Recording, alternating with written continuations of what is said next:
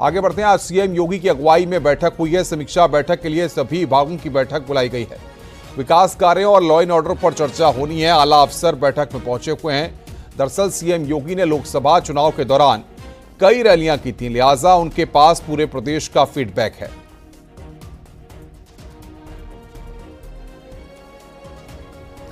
तो सभी विभागों की समीक्षा बैठक यहां पर आज उत्तर प्रदेश के मुख्यमंत्री योगी आदित्यनाथ कर रहे हैं। आज बैठक बुलाई है। विभागों के कामों की समीक्षा यहां पर होनी है। लॉ एंड ऑर्डर पर भी चर्चा यहां पर की जाएगी। तो बड़ी खबर यहां पर हम आपको बता रहे हैं कि सीएम योगी की समीक्षा बैठक है आज, और बड़ी संख्या में अफसरों के साथ फीडबैक ले रहे हैं, बातचीत कर रहे हैं। जो विभागीय कामकाज यहां पर हुए हैं उनके बारे में मुख्यमंत्री जानकारी ले रहे हैं। तो विकास कार्यों की समीक्षा यहां पर उत्तर प्रदेश के मुख्यमंत्री योगी आदित्यनाथ कर रहे हैं।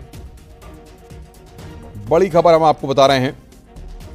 सीएम योगी आदित्यनाथ की समीक्षा बैठक है। विकास कार्यों की समीक्षा उत्तर प्रदेश के मुख्यमंत्री योगी आदित्यनाथ के द्वारा की जा रही है।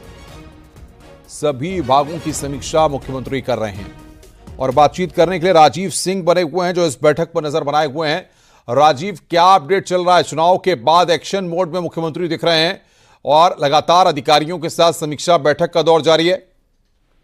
देखिए अनुपम, इस वक्त मुख्यमंत्री योगी आदित्यनाथ अपने 5 कालिदास मार्ग स्थित आवास पर एक अहम समीक्षा बैठक कर रहे हैं, क्योंकि ये 2 माह बाद चुनाव आचार संहिता लगी हुई थी। प्रदेश में चुनाव चल रहा था, उसके बाद ये बैठक बुलाई गई है, जिसमें उत्तर प्रदेश के सभी विभागों के अपर मुख्य सचिव, प्रमुख सचिव यानी कि जो विभागीय अध्यक्ष हैं उनको बुलाया गया है। इस दौरान मुख्यमंत्री योगी आदित्यनाथ न सिर्फ उनसे फीडबैक ले रहे हैं, बल्कि बीते 2 माह में किए गए कार्यों की भी जिले वाइज समीक्षा कर रहे हैं। इस दौरान मुख्यमंत्री ने कई अधिकारियों के कार्य पर असंतुष्टि जताते हुए नाराजगी भी जताई है और कई आवश्यक दिशा निर्देश भी दे रहे हैं। ये बैठक अब से कुछ देर बाद तक चलेगी और उसके बाद एक आधिकारिक सूचना दी जाएगी कि आखिर मुख्यमंत्री योगी आदित्यनाथ ने इस बैठक में क्या क्या दिशा निर्देश दिए हैं। लेकिन ये माना जा रहा है कि जिस तरह से उत्तर प्रदेश में रिजल्ट आए हैं उसको देखते हुए मुख्यमंत्री आदित्यनाथ इस बार किसी भी कीमत पर ये नहीं चाहते कि जनता को कोई समस्या हो, और यही कारण है कि खुद मुख्यमंत्री ने भी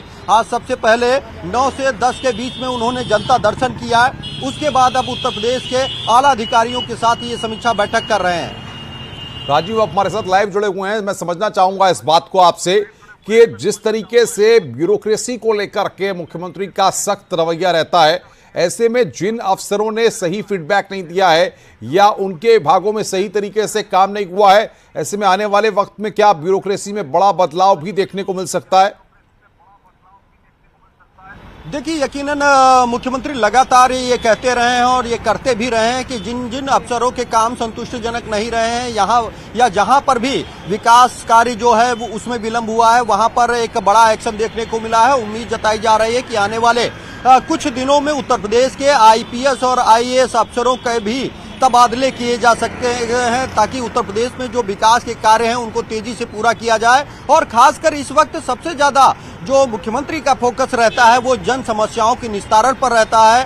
कल से खुद मुख्यमंत्री योगी आदित्यनाथ ने इस बात का ऐलान किया था कि अब वो रोजाना जनता दर्शन करेंगे और सभी अधिकारियों को ये निर्देश भी दिए कि जनता को किसी भी तरह की कोई समस्या न हो, उनकी समस्याओं का जिले में ही निस्तारित किया जाए, उन्हें लखनऊ आने की जरूरत न पड़े। और जो लोग यहाँ लखनऊ पहुंचेंगे उनकी मुख्यमंत्री योगी आदित्यनाथ समस्या सुनेंगे और जिम्मेदार अफसरों को तत्काल उसके समाधान का निर्देश भी देंगे, जिसके क्रम में आज जनता दर्शन की शुरुआत हुई।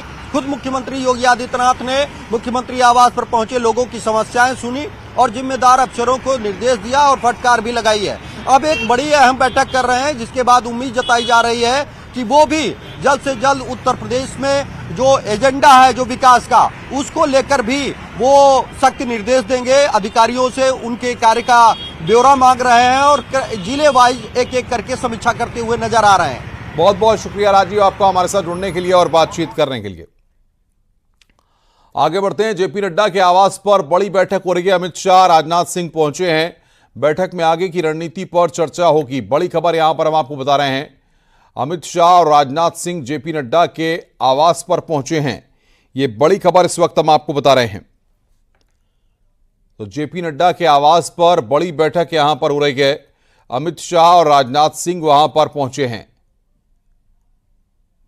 ये तस्वीरें इस वक्त हम आपको दिखा रहे हैं अमित शाह की, जो कि अभी जेपी नड्डा के आवास पर पहुंचे हैं।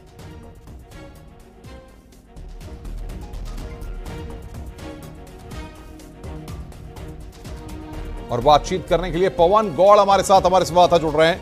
पवन, कल जिस तरीके से एनडीए की बैठक के बाद 3 नाम सामने आए थे कि सरकार बनाने के लिए जो सहयोगी दल हैं एनडीए के, उनसे बातचीत करके आगे के लिए रणनीति तैयार करेंगे, उसमें अमित शाह, जेपी नड्डा और राजनाथ सिंह का नाम था।